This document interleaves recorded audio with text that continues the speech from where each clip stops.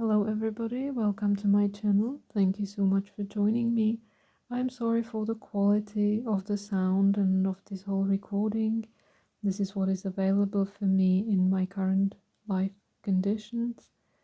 So thank you so much for joining me anyway, and I hope that despite the quality, you will appreciate those messages and prayers. Today we have Five of Swords, Queen of Wands, and King of Cups. Five of Swords is a card of victory, but it is that type of victory that doesn't bring any happiness. Yeah, it is a type of victory that brings a lot of pain and sorrow because someone won, but the price for that winning was so high that there is almost like this bitter taste. Yeah. So Five of Swords is unhealthy competition or winning but losing way too much in that fight, or in general, you or the others as well. It is a card of conflict which is creating pain. And then we have the Queen of Wands, and Queen of Wands is that beautiful mother energy. It is that, and what I really love about her in this deck is that she has this golden or yellow robe and there is a sunflower. There is like this empowerment. There is this beautiful feminine empowered energy. There is this beautiful like leader.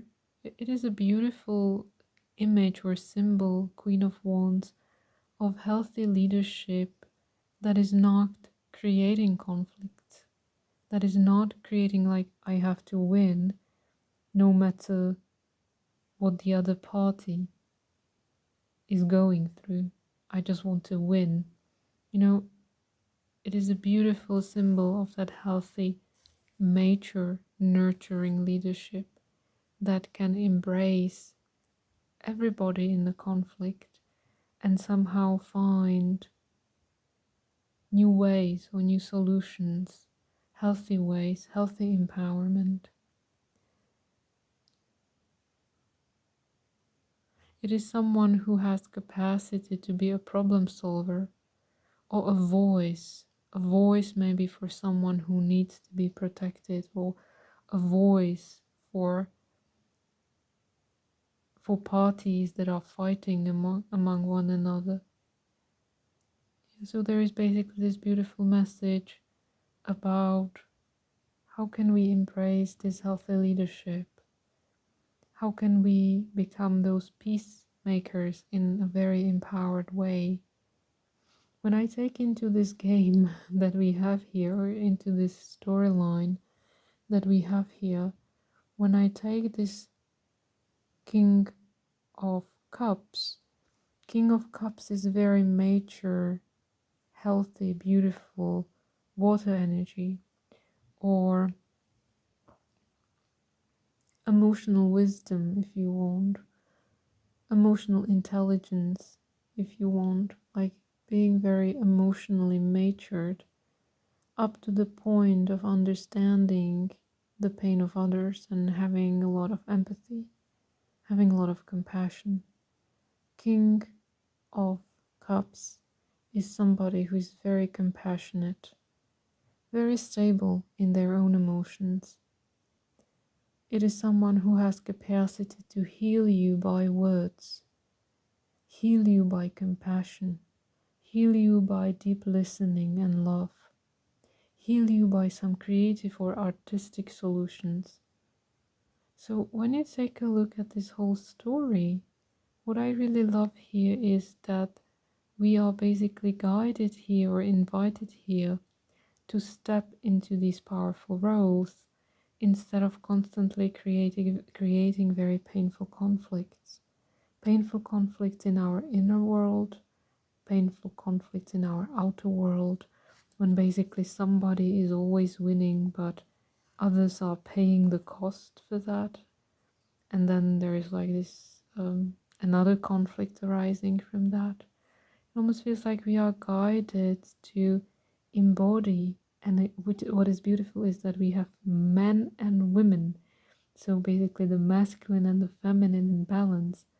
So embodying this healthy leadership within both the feminine archetype and the masculine archetype, both men and women equally, yeah, that we are equal and that we have something to bring to the table, and that leadership is coming from this incredible genuinity, empathy, emotional intelligence, understanding that conflicts are creating suffering on both sides, that it's not just me who suffered, but also the other person that suffered in that conflict.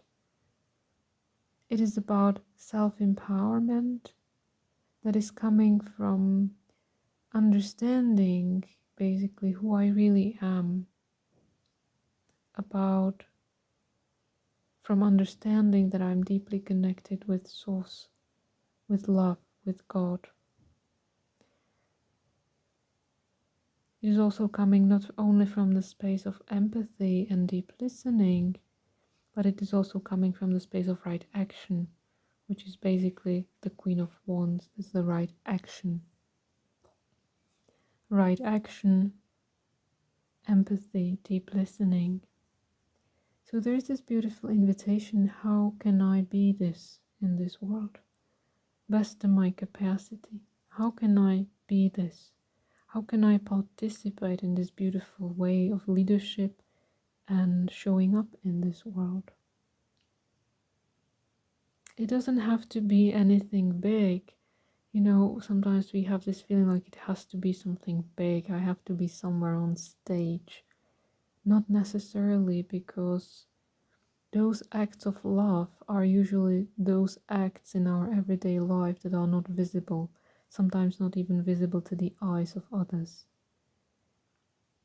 Yeah, that you hold doors for your neighbor who is carrying heavy bags, or that you smile on a child that is crying and the child stops crying, or that you share your meal with someone.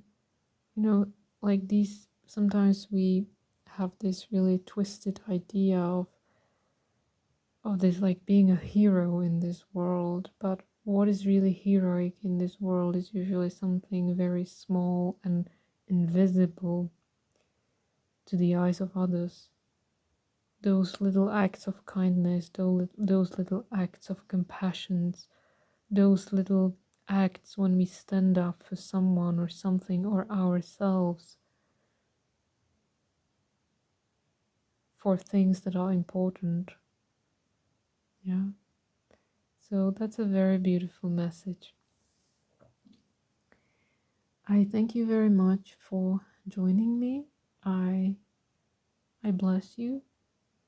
I just pray that you find what you need to find in your life. I pray for you that you are supported wherever you are, whatever is your path. I just pray that you are supported, that you can feel the love of the source, that you can feel the love of God guiding you. And at the same time that you can find this inner strength and empowerment to participate in this world, step by step, every day, little thing. Yes, for example, for me, at this moment, it is making these little videos. And that's how far I can go in my situations and in my health conditions, and this is how far I can go. But it doesn't matter how small or tiny it is, or how many people will eventually listen to this message. It doesn't matter.